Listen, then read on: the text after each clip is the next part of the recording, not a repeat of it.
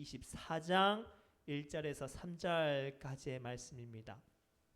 사무엘상 24장 1절에서 3절까지의 말씀입니다.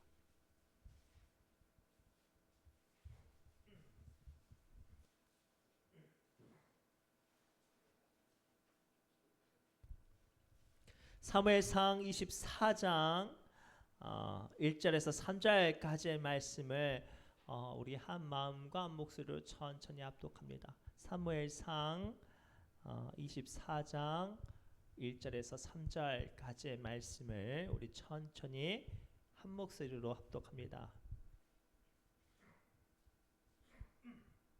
시작. 사울이 블레셋 사람을 쫓다가 돌아오매 어떤 사람이 그에게 말하여 이르되 보소서 다윗이 엔게디 광야에 있더이다 하니 사울이 온 이스라엘에서 택한 사람 3,000명을 거느리고 다윗과 그의 사람들을 찾으러 들염소 바위로 갈새 길가 양의 우리에 이른즉 굴이 있는지라 사울이 뒤를 보러 들어가니라 다윗과 그의 사람들이 그 굴 깊은 곳에 있더니. 아멘.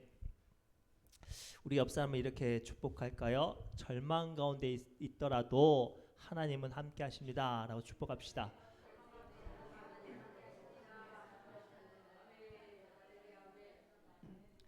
말이 너무 긴가요? 절망 가운데 있더라도 하나님은 함께 하십니다. 절망 가운데 있더라도 하나님은 함께 하십니다. 그러니까 종종 이제 엔게디 광야라는 말은 좀 많이 들었는데 엔게디 광야의 뜻은 이제 잘 모르시는 분들이 좀 계셔서 좀 해석을 하려고 해요. 엔게디라는 뜻은 염소의 샘이라는 뜻이에요. 염소의 샘이라는 뜻인데 실제로 이제 이렇게 사진을 찾아보면 깎아내리는 듯한 이제 절벽과 그 밑에 있는 요만한 이제 샘물의 사진이 있어요. 그러니까 이 말 그대로 염소가 물 먹는 곳이라는 뜻으로 아주 험한 곳에 있는 거예요. 사해 근처에 있는 아주 황량한 그 광야에 있는 샘이에요. 소위 말하는 그곳에는 어떤 사람들이 이제 물을 먹이고 있느냐면 양을 키우는 사람들이 아니라 주로 염소를 키우는 사람들이에요. 좀 이상하지 않아요? 이 중동 지방의 사람들은 주로 뭐를 키워요? 양을 키워요. 그런데 양을 안 키우고 염소를 키운다는 건 두 가지예요. 양을 키울 만큼 경제적으로 넉넉하지 않거나 양을 키울 수 없을 만큼 밀린 거죠. 즉 뭔가에 쫓기거나 뭔가에 밀린 거예요. 그런 주된 주류가 아닌 비주류의 사람들이 밀고 밀려서 쫓긴 듯 살아가야 하는 동네가 이 엔게디 광야예요. 이 엔게디 광야에 지금 누가 살고 있는 거예요? 그 시대에 영웅처럼 떠오르던 다윗이 사울 왕에게 쫓겨온 곳이 이 광야예요. 사실 다윗은요 거인 골리앗을 쓰러뜨리고 나서 사울의 오른팔 같은 역할을 해요. 심지어는 사울 왕이 가장 사랑하는 딸의 남편이 되었어요. 이제 차기 권력의 핵심이 되었는데 거인 골리앗을 쓰러뜨리고 나서 수많은 사람들의 사랑을 받으니까 그 다음부터 사울 왕의 질투를 받게 돼요. 수시로 암살의 위험을 당하게 됩니다. 그래가지고 어쩔 수 없이 도망을 가는데요. 자기의 충신들과 함께 노비라는 마을에 이제 막 쫓기다가 이제 숨어들게 돼요. 근데 너무나도 배가 고파서 제사장에게 말을 하죠. 내가 너무나도 배가 고픈데 먹을 것을 좀 달라고. 근데 하필이면 먹을 것이 아무것도 없는데 그 하나님께 드리고 난 진설병 빵밖에 없는 거예요.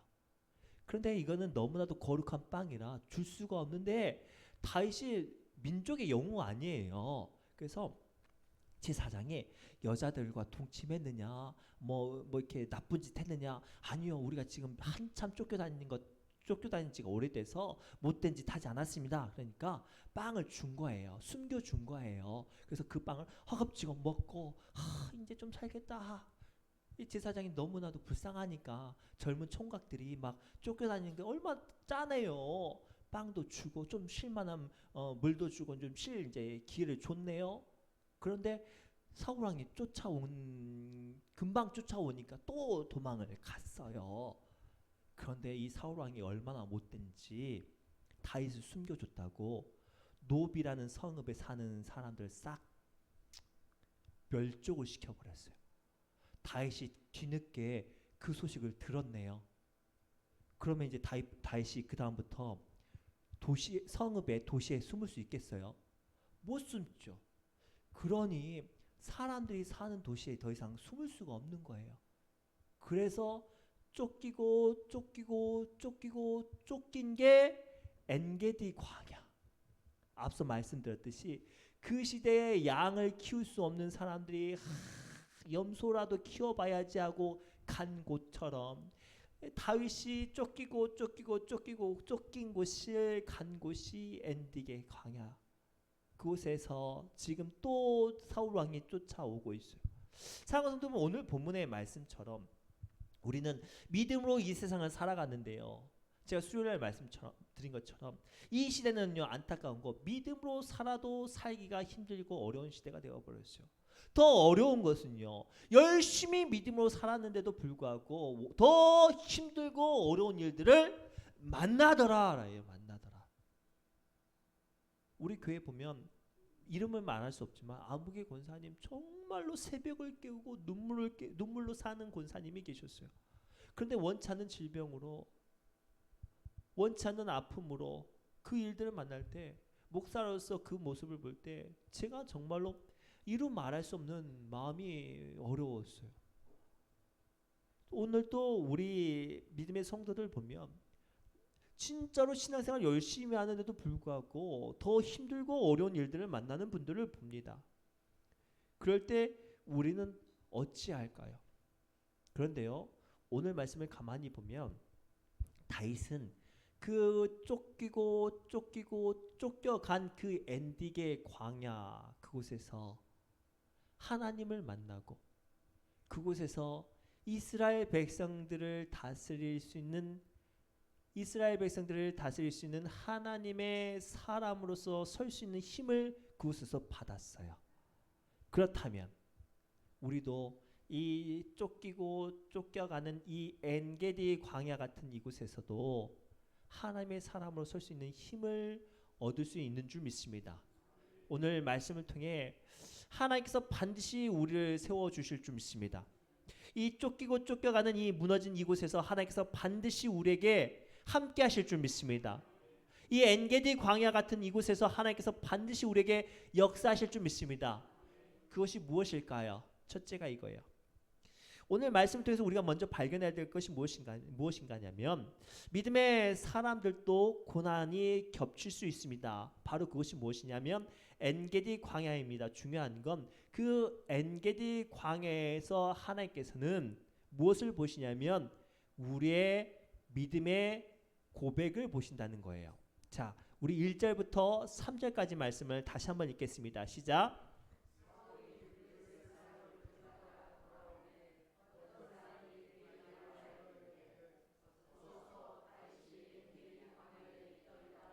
사울이 온 이스라엘에서 택한 사람 3,000명을 거느리고 다윗과 그의 사람들을 찾으러 들염소 바위로 갈새 길가 양의 우리에 이른즉 굴이 있는지라 사울이 뒤를 보러 들어가니라. 다윗과 그의 사람들이 그 굴 깊은 곳에 있더니. 아멘.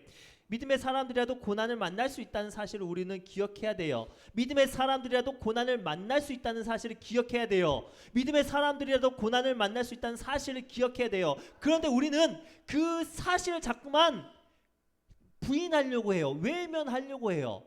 그러니 그때부터 우리는 뭐에 빠지냐면 함정에 빠져요. 기억하세요. 믿음의 사람들이라도 고난을 만날 수 있어요. 근데 우리는 의도적으로 자꾸만 나는 고난에 빠져서는 안 돼. 나는 시험에 빠져서는 안 돼. 누가 그걸 정했는데요? 누가 그거 정했는데요? 믿음의 사람들은 시험에 빠져서는 안 돼. 믿음의 사람들은 고난에 빠져서는 안 돼. 누가 정했는데요? 아니에요. 믿음의 사람들도 고난 당할 수 있어요. 믿음의 사람들도 시험 당할 수 있어요. 믿음의 사람들도 원치 않은 일 당할 수 있어요. 중요한 건 그 순간 무엇을 선택하는 거예요. 오늘 본문 말씀 좀 더 깊게 보면요. 사울 왕이 다윗을 죽이려고 쫓아와요. 엔게디 광야 그 벼랑 끝 같은 곳에 여기는 안 쫓아오겠지라는 곳에 사울 왕은 거기서도 쫓아온단 말이에요. 그런데요, 얼마나 사울 왕이 모질고 못됐냐면 동굴에서 숨었는데 그 숨은 곳까지 쫓아와요. 근데 감사하게도 잡으러 온 게 아니라 똥 싸러 와요. 근데요, 그곳에서 부하들은 뭐라고 말하냐면 대장님 말만 하면 내가 저놈 죽일게요. 그곳에서 부하들은 세상의 못된 방법을 말을 해요. 그런 다윗은 뭐라고 말을 하죠? 야, 나는 하나님의 사람이고 저 사람은 하나님이 선택한 사람이야. 다윗은 세상 끝까지 몰린 상황 가운데서도 하나님의 사람의 모습을 잃지 않았어요.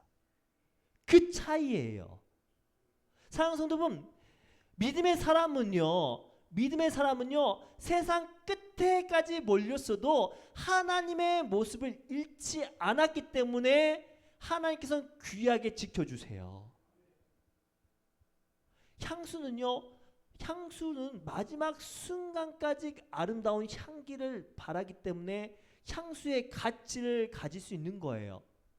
우리가 아무리 힘들고 어려울수록 마지막 순간까지 믿음의 사람으로서의 가치를 지키면 하나님께서 그 사람을 마지막 순간까지 하나님의 사람으로서 가치를 가지게 하십니다. 그런데 우리가 마지막 순간에 하나님의 사람인지 세상 사람인지 헷갈리면 그때부터 뭐가 문제가 생기는 거예요. 내가 하나님의 사람인지 세상 사람인지를 헷갈리게 되는 거예요. 자, 사단은 그때부터 우리를 뭐에 빠지게 되냐면 시험에 빠지게 되는 거예요. 자, 사단이 우리를 그렇게 만들기 위해서 자꾸만 뭐에 몰아가게 하냐면 우리를 시험에 몰아가게 해요. 사랑하는 성도분, 우리를 자꾸만 사단이 고난의 시험에 밑바닥에 몰아가게 하는 이유가 뭔지 아세요? 우리의 마지막에 밑바닥에 있는 것을 드러내게 하기 위해서예요. 사람은요, 가장 끝머리에 갈수록 뭐가 드러나요? 그 사람의 밑바닥이 드러나요. 밑바닥에 드러나면 그 밑바닥에 드러난 것이 그 사람의 진짜예요. 그리고 그로 말미암아 그 사람이 심판을 받죠. 자, 욥기 2장을 보면 사탄이 욥을 자꾸만 공격을 해요. 자꾸만 막 흔든단 말이에요. 근데 욥을 자꾸만 흔드는 이유를 욥기 2장 7절에서 9절까지 나와요. 자, 한번 찾아볼게요. 욥기 2장 7절에서 9절 한번 읽어볼게요. 사탄이 이에 여호와 앞에서 물러가서 욥을 쳐서 그의 발바닥에서 정수리까지 종기가 나게 한지라. 욥을 아예 쳐서 아예 산산조각을 내는 거예요. 8절이에요. 욥이 제 가운데 앉아서 질그릇 조각을 가져다가 몸을 긁고 있더니, 봐봐요. 이때가 상황이 어떤 상황이냐면 재산을 다 도둑 맞았어요. 다 뺏겼어요. 정말로 잘생기고 이뻤던 아들 딸들은 한순간에 다 죽었어요. 그리고 지금은 자기 몸도 종기가 나가지고 벅벅 긁고 있는 상황인데요. 믿었던 아내가 지금 사탄이 주는 말을 해요. 9절이에요. 그의 아내가 그에게 이르되 당신이 그래도 자기의 온전함을 굳게 지키느냐 하나님을 욕하고 죽으라. 이게 사탄이 우리에게 원하는 말이에요. 뭐라고요? 하나님을 욕하고 죽으라. 자, 사탄이 왜 우리를 자꾸만 엔게디 광야 같은 곳에 몰아가냐면 왜 자꾸만 우리를 믿음의 자리에서 감정의 자리로 끄트머리로 자꾸만 몰아가냐면 우리를 믿음의 사람으로 서게 하는 게 아니라 자꾸만 감정의 사람으로 서게 하는 거예요. 하나님을 욕하게 하고 원망하게 하고 그런 말미암아 뭐에서 죽는 거예요? 믿음에서 죽고 감정으로 살게 하는 거예요. 그러면 어떻게 되는 거예요? 그 순간부터 하나님의 사람은 죽는 거예요. 하나님의 사람은 죽는 거예요. 그러면 어떻게 되냐면 그 순간 쌓아왔던 모든 믿음은 죽는 거예요. 그 대표적인 사건이 어디예요? 출애굽기에서 이스라엘 백성들이 가나안 땅 코앞에 두고 죽은 그 사건이 거기에 있는 거예요. 오늘 이 엔게디 광야 같은 곳에 서 있는 우리에게 주시는 영적인 사인이 보여주세요. 오늘 또 사단은요 우리를 엔게디 광야 같은 곳에 몰아가고 있어요. 원치 않은 질병으로, 원치 않은 물질로, 원치 않은 어떤 사람의 어떤 감정으로 우리를 자꾸만 몰아가요. 무엇보다 뭐를 지켜야 돼요? 마음을 지켜야 돼요. 불평하지 않도록, 원망하지 않도록, 시기하지 않도록. 꼭 사탄은요 우리를 향해 내 사랑하는 사람을 미워하게 해요. 내 남편을, 내 아내를, 내 자식을. 내가 사랑하고 기도해야 될 사람을 어떻게 해요? 저주하게 해요. 내가 기도해 줘야 될 사람을 뭐하게 해요? 엔게디 광야의 끄트머리 같이 서게 해요. 그리고 결국엔 뭐하게 하죠? 저주하게 해요. 죽어라! 하고 그래요. 야, 나가서 죽어버려라 그래요. 그리고 그 순간 정신 차려버리면 내가 그 사람을 죽이는 거예요. 지금 다윗의 부하가 지금 그러고 있는 거예요. 만약에 다윗의 부하의 말에 따라서 그래 죽여버려라 그러면 다윗의 축복받을 인생이 거기서 끝난 거예요. 근데 다윗이 어떻게 하죠? 막아서죠. 막아서요. 오늘 우리가 정신 바짝 차려야 돼요. 사탄은 오늘 또 욥의 아내처럼 우리에게 말을 해요. 야, 하나님 저주해서 죽어버려라. 야, 저 사람 저주해라. 원망해라. 불평해라. 자꾸만 우리를 엔게디 광야 끄트머리로 우리를 몰아가게 할 때 우리는 마음을 지키고 입술을 지키고 생각을 지켜야 돼요. 다시 한번 말씀드립니다. 자꾸만 사탄이 우리를 몰아가게 할 때 마음을 지키고 생각을 지키고 입술을 지켜야 돼요. 그렇게 하려면 어떻게 해야 될까요? 아주 중요한 거예요. 어떻게 해야 우리가 마음을 지키고 입술을 지키고 생각을 지킬 수 있을까요? 아주 간단해요.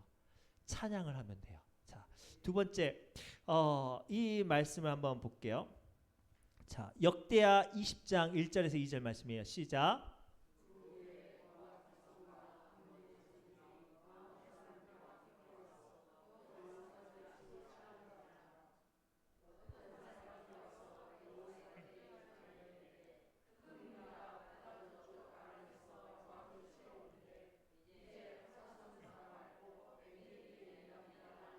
아멘. 자, 성경에 보면 엔게디라는 지명이 총 3번 나와요. 이제 이 3번 중에 하나는 시여서 생략을 합니다. 총 3번 중에 2번은 두 번의 사건은 이 다윗의 사건에서 한 번 나오고 또 한 번은 요사밧 왕에서 나와요. 이때 사건은 어떤 상황이냐면 요사밧 왕이 다스리는 때에 모압 자손과 암몬 자손이 연합해서 남유다를 멸절시키려고 공격을 해요. 근데 이때 상황은 안타깝게도 요사밧 왕이 막아설 힘이 없었어요. 왜 막아설 힘이 없었냐면 사실 남유다가 매우 강성했었어요. 매우 강성했는데 안타깝게도 어리석게도 믿음이 없는 아합 왕과 연합을 했어요. 아합과 연합을 해가지고 무슨 짓을 하냐면 아람이라는 나라를 쳤어요. 아람 나라를 쳤는데 이겼으면 다행인데 졌어요. 그 전쟁에서 아합 왕은 전사하고 여호사밧 왕은 간신히 살아남았어요. 간신히 살아남았고 그때 용사들은 싹 죽었어요. 그때 상황에 그 소식을 들은 모압과 암몬이 연합해서 쳐들어온 거예요. 막을 힘이 있어요, 없어요? 없어요. 그때 여호사밧 왕이 기도하던 중에 레인과 제사장들이 무슨 말을 해요? 우리가 이 전쟁에서 누구를 의지하는 거예요? 하나님만 의지하겠다. 그리고 내린 결단이 뭐였냐면 참 용감하지. 전쟁에 제일 앞장서서 싸워야 될 사람이 누구예요? 군인들 아니에요. 그런데 제일 앞장서서 싸운다고 제사장들이 노래 부르려고 노래 부르는 제사장들이 제일 앞장서고 그 뒤에 노래 부르는 사람들 쓰고 그 뒤에 군인들이 쓰는 거예요. 얼마나 믿음이 좋아요. 노래 부르다가 죽으려고 막 제일 앞장 쓰고 그 뒤에 군인들이 쓰고 그렇게 가는 거예요. 왜냐하면 그만큼 다 용사들이 전사해가지고. 근데 놀랍게 다 이제 전쟁으로 가요. 모압과 암몬 자손들이 연합했으니 얼마나 사람들이 많아요. 개미떼처럼 많아요. 막 오는데 그때 맞서서 싸우는 장소가 엔게디예요. 깎아내리는 절벽에서 막 내려와요. 그리고 그 개미떼처럼 내려오는 그 사람들 앞에서 남유다 백성들이 맨 앞에는 제사장들이 노래 부르면서 올라가요. 그 말씀이 오늘 본문의 말씀이에요.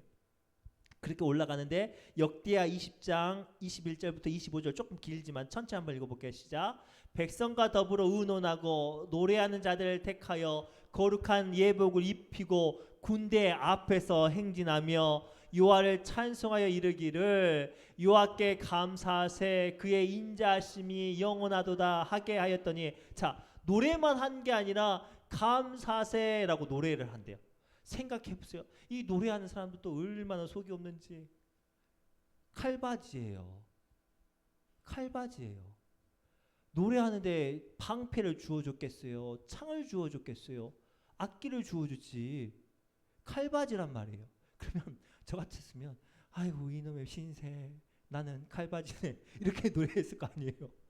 아이고 이놈의 신세 나는 칼바지네 이렇게 했을 거 아니에요. 근데 이 사람들은 뭐라고 해요? 여호와께 감사하세 그의 인자하심이 영원하미로다. 지금 이렇게 노래하고 가는 거예요. 감사하세라고 노래하고 가는 거예요. 그랬더니 이 노래에 불평이 나와요? 원망이 나올 수 있겠냐 말이에요. 자 22절 말씀 계속 읽겠습니다. 시작. 그 노래와 찬송이 시작할 때 노래가 시작되고 감사회가 시작될 때 누가? 여호와께서 복병을 두어 누군지 알 수가 없어요. 성경을 계속 찾아봤는데 누군지는 알 수 없어요. 여호와께서 복병을 두었는데 유다를 치러 온 암몬 자손과 모압 자손과 세산 주민들이 치게 하심으로 그들이 패하였으니 23절이에요. 곧 암몬과 모압 자손이 일어나 세산 주민들을 쳐서 진멸하고 지네들끼리 싸워서 죽는 거예요. 그리고 세산 주민들을 멸한 후에는 그들이 서로 쳐 죽였더라. 나중에 말씀을 보니까 자 나중에 말씀 보니까 24절이에요. 유다 사람들이 들망대에 이르러 그 무리를 본즉 땅에 엎드려진 시체들 뿐이요 한 사람도 피한 자가 없는지라. 나중에 25절 말씀을 봤더니 어떤 말씀이냐면 나중에 제가 말씀을 좀 풀어서 보았더니 어떤 말씀이냐면 안 보여줘도 돼요. 제가 이제 설명할 거니까. 저기서 막 달려오고 제사장들은 흰 옷 입고 악기를 치면서 가잖아요. 이제 막 지네들이 막 죽이러 오잖아요. 그래서 노래 부르면서 가잖아요. 근데 딱 도착할 때쯤 보니까 다 쓰러져 있는 거예요. 그리고 제사장들은 이제 뭐 하는 거예요? 이제 쓰러져 있으니까 돈도 죽고 무기도 죽고 쌀도 죽고 죽는 것뿐이에요. 왜? 이겼으니까. 그 이야기가 역대하 20장 이야기예요. 오늘 제가 나누고 싶은 두 번째 이야기 화두가 들려지세요? 사랑하는 성도분, 사탄은요 우리를 자꾸만 엔게디 광야로 몰아가요. 고난이 겹치게 하고 믿음으로 살아가는데 자꾸만 속상한 일들이 겹치게 해요. 그러나 그 순간 하나님께서 우리에게 요구하시는 것은 마음을 지키고 생각을 지키고 그 순간에도 우리의 안에 하나님께서 역사하시는 것들을 소망하게 하는데 그 순간에 우리의 마음과 생각을 지키는 건 뭐예요? 찬양이에요. 감사해요. 그리할 때 하나님의 일하시는 역사가 임해요. 이런 일들이 사도행전에 한번 등장하죠. 누구예요? 바울과 실라가 빌립보에서 전도하다가 흠씬 두들겨 맞고 감옥에 gat혔어요. 저 같았으면 쌍욕을 했을 거예요. 이 속 없는 것들, 내가 귀신도 고쳐줬구만. 이 속 없는 것들, 사람 고마운지도 모르고 궁시렁궁시렁 했을 거예요. 사람 대단한 것도 모르고 내가 얼마나 대단한 사람인지 그랬을 거예요. 그런데 바울과 실라가 어떻게 했어요? 그런 말 나올까봐 제일 먼저 뭐 했어요? 찬양했어요. 찬양하니까 자연스럽게 뭐가 나와요? 감사가 나와요. 감사가 나오니까 뭐가 나와요? 기도가 나왔어요. 성경 찾아보세요. 제일 먼저 뭐 했어요? 찬양하고 감사하고 기도했어요. 그랬더니 뭐가 임해요? 성령이 임했어요. 오늘 우리에게 필요한 것이 이것인 줄 믿습니다. 원치 않는 질병이 옵니까? 자꾸만 사탄이 여러분들을 힘들게 하십니까? 자꾸만 속상한 일들이 겹쳐서 옵니까? 그 순간 우리에게 필요한 게 뭐예요? 주님께서 찬양하게 하십니다. 주님께서 우리에게 감사하라고 말씀하십니다. 주님께서 우리에게 기도하라고 말씀하십니다. 그리할 때 성령께서 우리 안에 역사하실 줄 믿습니다. 왜 우리가 이 힘들고 어렵고 바쁠 때 금요 철야 금요 치유 기도하는 줄 아세요? 이 바쁘고 힘드니까. 그러니까 우리 안에 감사, 기도, 찬양, 성령님께서 일하실 시간이니까 우리가 이 바쁠 때 모여서 기도하는 거예요. 이 기도로 말미암아 주님께서 일하실 줄 믿습니다. 사람의 일이 아니라 하나님의 일이 되어질 줄 믿습니다. 나의 바쁨이 아니라 하나님의 일이 되어질 줄 믿습니다. 우리 신의중앙교회의 바쁨이 아니라 하나님의 중요한 일이 되어질 줄 믿습니다. 사랑하는 성도분, 중요한 거예요. 고로 오늘 우리가 한 사람 한 사람이 마음을 모아 기도해 주시기를 부탁드립니다. 그렇다면 우리의 마음이 우리의 기도가 모아질 때 우리가 무엇을 붙잡아야 될까요? 아주 중요한 거예요. 하나님의 방법을 붙잡아야 될 줄 믿습니다. 우리 사무엘상 24장 6절에서 7절 말씀을 좀 볼까요? 사무엘상 24장 6절에서 7절의 시작.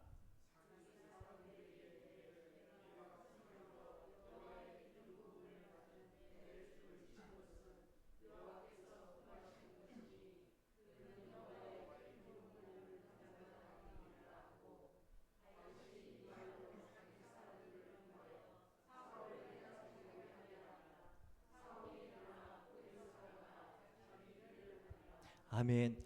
오늘 말씀 좀 더 깊게 보면요. 지금 다윗이 아주 코너에 몰려 있었어요. 근데 절호의 기회가 왔어요. 자기를 죽이려고 하고 자기를 미워하던 사울 왕이 자기 바로 앞에 있었어요.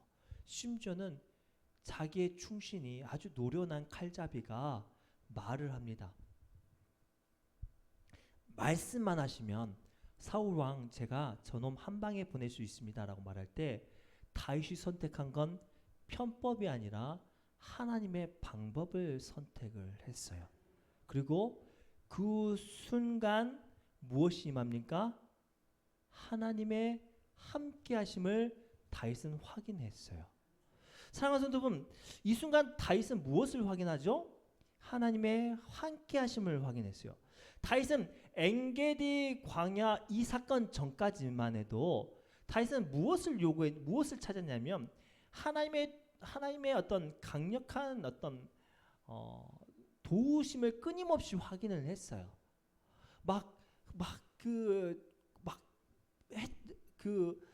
어떤 풀리지 않는 답답한 가운데 막 길들이 열려지는 것들 말이죠. 블레셋 도시까지 가서 블레셋 그 왕들이 자기를 막 워낙 유명한 용사니까 충신으로 삼아주고 자기를 막 스카우트를 할 줄 알았거든요. 그러나 주변에 있는 충신들이 반대를 하고 막 그랬었어요. 가는 곳마다 막 일들이 안 풀리고 막 안 됐단 말이에요. 오늘 그 사건들을 통해서 제가 무엇을 나누고 싶냐면 우리는 자꾸만 믿음의 사람들은요. 하나님께서 자꾸만 우리의 어떤 인생의 길은 막 잘 풀려야 될 줄 알아요. 하나님 내가 기도하면 내 길은 뻥 뚫려야 되는데 자꾸만 우리의 길들은 잘 안 풀릴 때가 있단 말이에요. 자꾸만 원치 않는 가시가 생기고 질병이 생기고 답답한 일이 당할 때 하나님 왜 나에게 이런 질병을 주시고 아픈 일을 주시고 내게 왜 이런 육체의 가시를 주십니까? 라고 항변되어질 때가 있단 말이에요.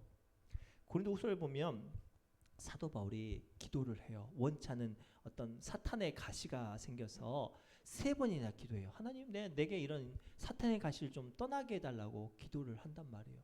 그게 뭔지는 구체적으로 알 수 없지만 학자들마다 좀 달라요. 안질이라고 말하는 사람도 있고 어떤 사람들은 간질이라고 말하는 사람도 있고 어떤 사람들은 말더듬이라고 말하는 사람도 있지만 아무튼 뭔지는 모르겠지만 이 사도 바울이 3번이나 그걸 가지고 기도를 해요. 그런데 하나님께서 뭐라고 말씀하시냐면 안 들어주셔요. 안 들어주셔요. 그러면서 뭐라고 말하냐면 내 은혜가 내게 족하도다 라고 말씀하시면서 네가 약한 중에 온전하여 짐이라 라고 말을 해요. 이 말씀을 제가 깊게 묵상하던 중에 깨달은 게 뭐냐면 사도 바울은 그 약함 때문에 뭐를 했어요? 기도를 했어요. 오늘 여러분들 가만히 생각해 보세요. 여러분 만약에 여러분들 인생 가운데 힘들고 어려운 일들 없으면 여러분들 가슴에 손 얹고 잘 대답하세요. 기도할 사람이에요? 안 할 사람이에요? 할 사람이라고 생각하면 진짜로 여러분들 기도 안 할 사람이잖아요. 우리는 내 인생이 잘 되기만 하는 사람이라면 우리는 기도 안 할 사람이에요. 가만히 생각해 보니까요. 우리는 나의 약함 때문에 우리는 지금까지 기도했어요. 그런데 더 놀라운 건 우리가 이 약함 때문에 기도했지만 그 기도로 말미암아 하나님을 더 정확하게 알 수 있었어요. 우리 하나님은요. 네 문제 때문에 계시는 게 아니라 나 때문에 계셨던 분이에요. 이걸 깨달으셨으면 좋겠어요. 우리 하나님은요. 이 문제 때문에 계시는 분이 아니라 나 때문에 계시는 분이에요. 다윗은 이 사건을 통해 그것을 깨닫게 된 거예요. 엔게디 광야에서 비로소 다윗은 그걸 깨달은 거예요. 사랑하는 성도분, 오늘 이 자리에서 원치 않는 질병의 자리에서 고난의 자리에서 이 놀라운 영적인 비밀을 좀 깨달으셨으면 좋겠어요. 우리는 그동안 하나님을 오해했어요. 내가 아쉬울 때 내가 힘들 때 그때를 위해 계신 분이 하나님인 줄 알았어요. 아니에요. 우리 하나님은 내가 힘들 때나 내가 아쉬울 때나 내가 괜찮을 때나 상관없이 나와 함께 계시는 분이에요. 엔게디 광야에서 다윗은 그걸 깨달았어요. 생각해 보세요.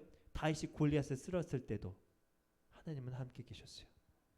다윗이 사울 왕의 충신이어서 다윗 잘 나갈 때도 하나님은 다윗과 함께 계셨어요. 다윗이 엔게디 광야에서 쫓겨다니고 많은 사람들이 다윗을 숨겨주지 않을 때도 하나님은 다윗과 함께 계셨어요. 마찬가지로 그렇다면 하나님은 여러분들에게도 동일하세요. 지금 원치 않은 질병으로 벼랑 끝에 몰렸어도 하나님은 여러분들과 함께 하세요. 이 말씀 붙잡고 오늘도 속상하고 또는 어떤 쉽게 여러분들의 기도가 응답되지 않을 때도 하나님은 여러분들과 함께 계심을 믿고 오늘도 뜨겁게 기도하심으로 함께 하시는 하나님의 위로를 받으시기를 바랍니다. 기도합니다. 하나님, 오늘 주신 말씀을 붙잡고 우리가 이 사실을 좀 깨달았으면 좋겠습니다. 내가 인생을 잘 나가도 엔게디 광야의 이 벼랑 끝에 몰려서도 하나님은 나의 약함을 위해 계시는 것이 아니라 한결같이 나와 함께 계시는 분임을 깨닫고 오늘도 한결같이 위로받고 이겨나가게 하여 주옵소서. 모든 말씀 예수님의 이름으로 간절히 기도드리옵나이다. 아멘. 우리 찬송가 338장 찬송하며 기도의 자리로 나갑니다.